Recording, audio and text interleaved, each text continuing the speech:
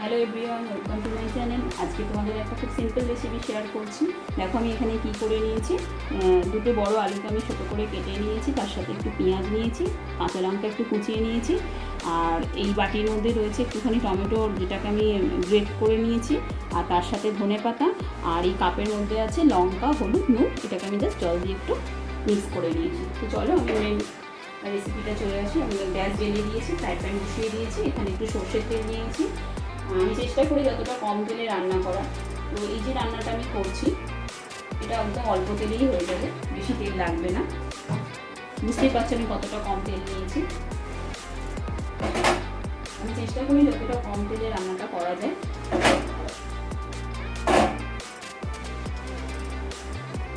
তেলটা একটু গরম করার জন্য ওয়েট করবো। আর এই রান্নাটা তোমাদের বলে দিই, এটা সকালে জলখাবারের জন্য একটা আদর্শ তরকারি, যেটা তোমরা রুটির সাথে খেতে পারো, লুচির সাথে খেতে পারো, বা পরোটার সাথে খেতে পারো। সকালটা আমাদের ভীষণ তাড়া থাকে দিবে ব্রেকফাস্টটা করার সময়। আমি এখানে একটু তেল গরম হয়ে গেছে, অল্প একটু পাঁচফোড়ন দিয়ে দিলাম। পাঁচফোড়নটা আমি কাগজ থেকে নিয়ে তোমাদের এখন দেখাচ্ছি। তো পাঁচফোড়নটা একটু জাস্ট হালকা গরম হয়ে যাবে, তার মধ্যে আমি কী দিয়ে দেবো, প্রথমে পেঁয়াজটা দিয়ে দেবো। পেঁয়াজ কুচিটা আমরা এখানে দিয়ে দিলাম। তেলটা আমার খুব বেশি হতে হবে না, মোটামুটি একটু গরম হয়ে গেলেই হয়ে যাবে। কেন এটা যেহেতু আলু চচ্চড়ির প্রসেসে আমি করছি, তো দেখবে আলু চচ্চড়ি যখন ছোটোবেলা আমরা মায়েরা করতো, তো তার মধ্যে একটু কাঁচা সর্ষের তেল লাস্টে মিক্স করতো। তো এর মধ্যে যদি হালকা একটু তেলের গন্ধ থাকে, আমার মনে হয় খেতে এটা খুবই ভালো হবে।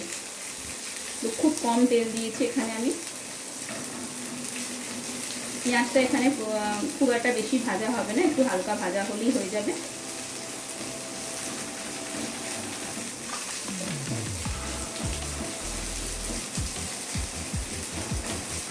তোমরা ভিডিওটা পুরোটা দেখো, স্কিপ করো না। কেন আমার রান্নাটা কমপ্লিট হয়ে গেলে তোমাদের একটা টিপস আসবে, সেটা তোমাদের খুব হেল্প করবে, মানে কিচেন সংক্রান্ত টিপস, রান্না সংক্রান্ত টিপস।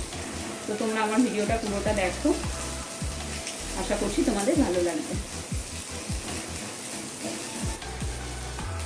পেঁয়াজটা হালকা ভাজা হয়ে গেছে, তার মধ্যে এবার আমি আলুটা অ্যাড করব।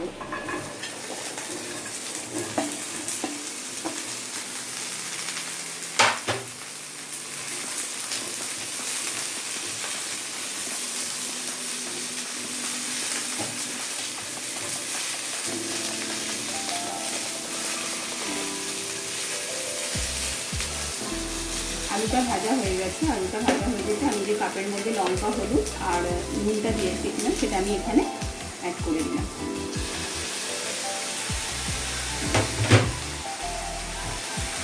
অল্প একটু জল দিয়ে দিলাম, কাপের মশলাটা দিয়ে একটু নেড়ে নেওয়া।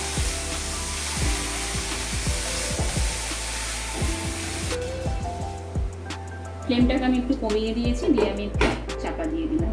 এটা জাস্ট একটুখানি হালকা কষা হয়ে গেলে তারপরে আমরা টমেটো অ্যাড করব। এটা একটু তোমরা নেড়ে দেবে, তারপরে টমেটোটা এর মধ্যে দিয়ে দেবে।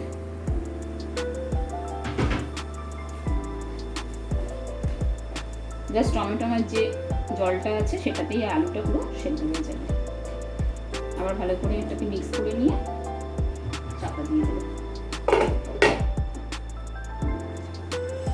মোটামুটি তরকারিটা সেদ্ধ এসেছে, হালকা একটু বাকি রয়েছে, তো আমি এখানে একটুখানি জল দিয়ে দিলাম।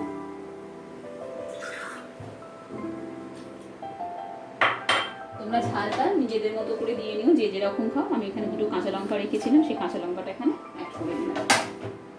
দিয়ে এবারে গ্যাসের ফ্লেমটাকে আমি একটু বাড়িয়ে দেবো, জাস্ট এই আলুটা সেদ্ধ হওয়া অবধি।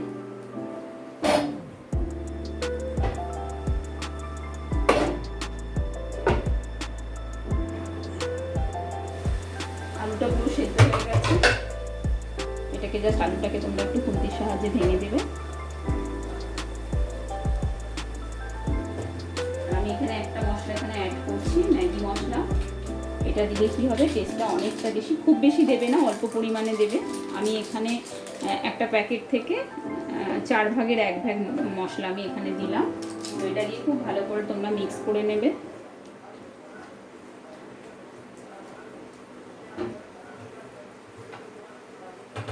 করার পর ধনেপাতাটা এখানে দিয়ে দেবে।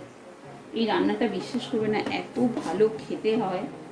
তোমরা করে খেও, আর অবশ্যই আমাকে জানিও কীরকম লাগলো। ছোট্ট ছোট্ট চটজলদি রেসিপি আমি তোমাদেরকে দেখাতে থাকবো, আশা করছি তোমাদের খুব ভালো লাগবে। চলো, অলমোস্ট ডান।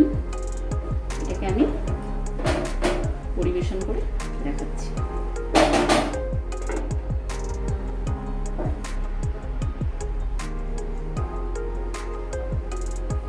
চলো, কমপ্লিট হয়ে গেছে আমাদের আজকের আলু চচ্চড়ি। তো তোমরা বাড়িতে এটাকে বানাও এইভাবে। এটা লুচি দিয়ে খেতে পারো, পরোটা দিয়ে খেতে পারো, বা রুটি দিয়েও খেতে পারো। এটা ভীষণ তাড়াতাড়ি একটা রেসিপি, তোমরা প্লিজ ট্রাই করো। আর তোমাদের যেটা বলেছিলাম ভিডিও শেষে তোমাদের একটা আমি টিপস দেবো। তো আজকের টিপস হলো, কাঁচা লঙ্কা যখন আমরা ফ্রিজে রাখি তখন তোমরা সবসময় চেষ্টা করবে কাঁচা লঙ্কাটাকে ধুয়ে শুকনো করে মুছে বোটাগুলোকে ছাড়িয়ে আর একটা জিপলক প্যাকেটে বা কোনো যদি টাইট এয়ার কন্টেনার হয় তার মধ্যে রাখতে পারো। কাঁচা লঙ্কা অনেক দিন ভালো থাকবে। আজকের মতো ভিডিওটা এতটাই। নেক্সট ভিডিও আবার দেখা হচ্ছে। তোমরা খুব ভালো থেকো, আমার সাথে থেকো।